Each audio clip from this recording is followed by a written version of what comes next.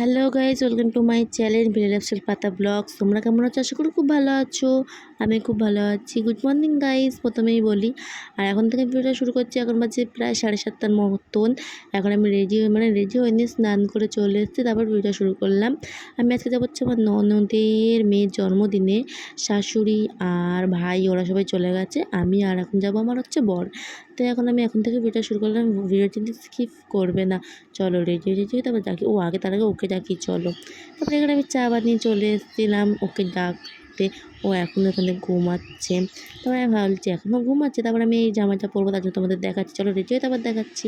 তারপরে এখানে আমি রেডি হয়ে গেছিলাম, আর ওখানে আমার বরমশাই এখনও রেডি হচ্ছে। তারপর যেহেতু আমাদের ট্রেনটা ও বাড়িতে রেখে দিয়েছিলো, তার জন্য ওখানেই ও আমাদের জোরে সাইকেল চলে নিয়ে চলে যাচ্ছিলো স্টেশনে। তারপর আমরা এখানে কেনাকাটি করে মামার জন্য কিছু দিদি বাড়ি চলে এসেছিলাম। ওখানে আমার বর এখনও ঢং করছে, দিয়েছে আমার ননদ। ওরা একটা ইউটিউব চ্যানেল আছে, তোমরা ওদের আগেই বলছিলেন দত্তকে নিয়ে বলে।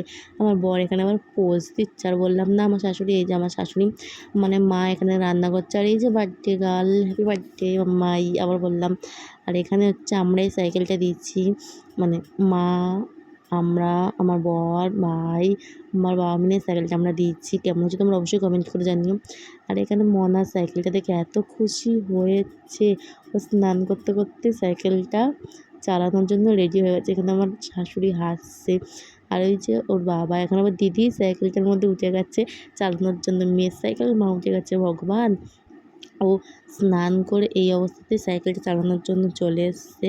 এখানে ওই যে দিদি সাইকেলটা চালাচ্ছে, আর দিদি এখানে জানেই না যে পেছনে মাম্মাই মশাই আছে। আর হচ্ছে আমার নন্দাই, মানে হচ্ছে আমার ননদের বর। আমার ভালো লাগছিলো না, একটু জানলার দিয়ে একটু দাঁড়িয়েছিলাম এখানে ড্রেস চেঞ্জ করে। তারপর মাম্মাইকে দুপুরের জন্য সাজাচ্ছিলো, আর এখানে দুপুরের বাড়ি ছিল।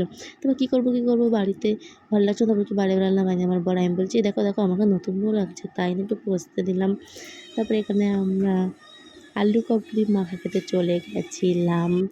আর তারপর ওই যে ও খাচ্ছে, তারপর আমাকে একটু খাইয়ে দিল, যেহেতু আমি ক্যামেরা করছি তার জন্য। তারপর মাম্মাইকে এখানে আশীর্বাদের জন্য রেডি হচ্ছিলো, যে দ্বিতীয় শাড়ি পরে নিচ্ছে। আর মাম্মাইকে কেমন লাগছে তোমরা অবশ্যই জানতে পারো। ওকে আশীর্বাদ করো, ওর জন্য এরকম বারে জন্মদিন আসে, আর আমরা খুব এনজয় করতে পারি। দিদি ফটো করতে হচ্ছে, ক্যামেরা শ্যুট হচ্ছে। তারপরে এখানে আমরা একে একে ওখানে সবাই ওকে আশীর্বাদ করে নিচ্ছিলো। তার আগে এখানে হচ্ছে মনিকা দিয়ে, এটা হচ্ছে আমার একটা ননদ সাজাচ্ছিলো। তারপর আমি একটু আবার রেডি হয়ে আসলাম শাড়ি পরে, যেহেতু আমি নতুন মামি, তার জন্য নতুন আমাদের বিয়ে হয়েছে তার জন্যই।